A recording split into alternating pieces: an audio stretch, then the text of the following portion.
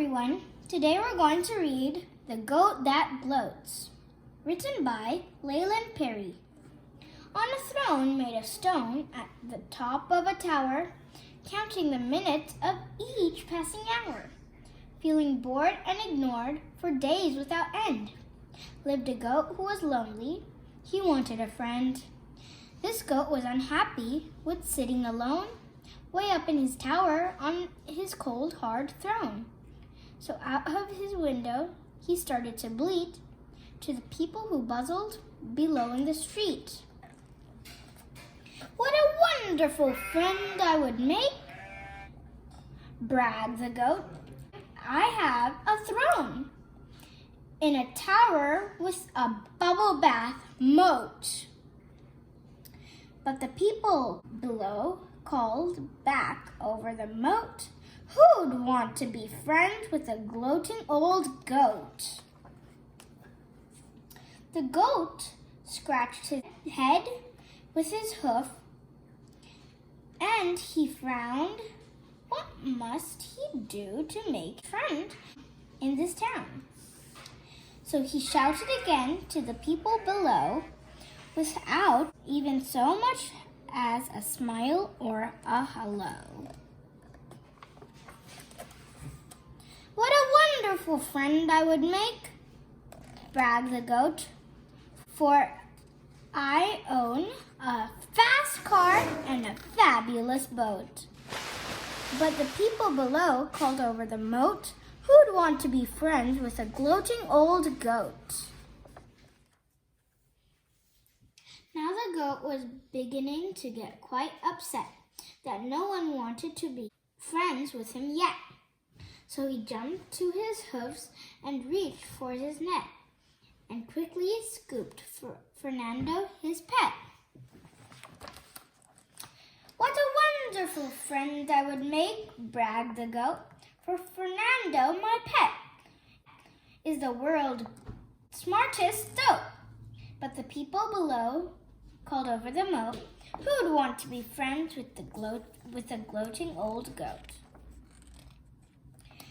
Once more the goat was stricken with grief, came away from the window to Fernando's relief.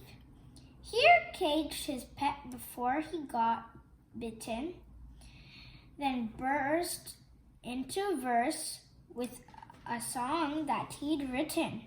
"What a wonderful friend I would make," bragged the goat, "for that little ditty was one that I wrote." But the people below called over the moat, "Who'd want to be friends with a gloating old goat?" Now the goat was about to sing one more verse, but his run of bad luck to a turn for the worse. He took a deep breath and let loose with such force that his voice gave right out. He bragged himself hoarse. The people below in the street clapped and cheered, and the goat whimpered miserably into his beard. "Why don't they like me? Why don't they care? When all of my riches I'm willing to share." Meanwhile, the people began to feel bad for teasing the goat in the way that they had. He might be annoying for gloating all day, but all that aside, he was kind of okay. So they lifted their heads to the tower and tried to talk to the goat, who was holed up inside, for they thought he'd make a good friend. Sure enough, if only he'd promised to stop showing off. The goat heard them calling his name, and he jumped up out of his throne with such joy that he bumped his horns on a beam jutting out of the ceiling. It was several hours before they regained feeling, but he couldn't talk with that pain in his throat. He struggled to utter much more than a note. A note? Why, that's That's it. So he went one step better, sat down at his desk, and he wrote them a letter. At last he finished. To the window he went, and there, with his letter, he carefully bent and folded the paper to form a small plane, while all the time hoping that it wouldn't rain. Whoosh! Went the letter out into the blue. Ah, went the people below also. Ooh!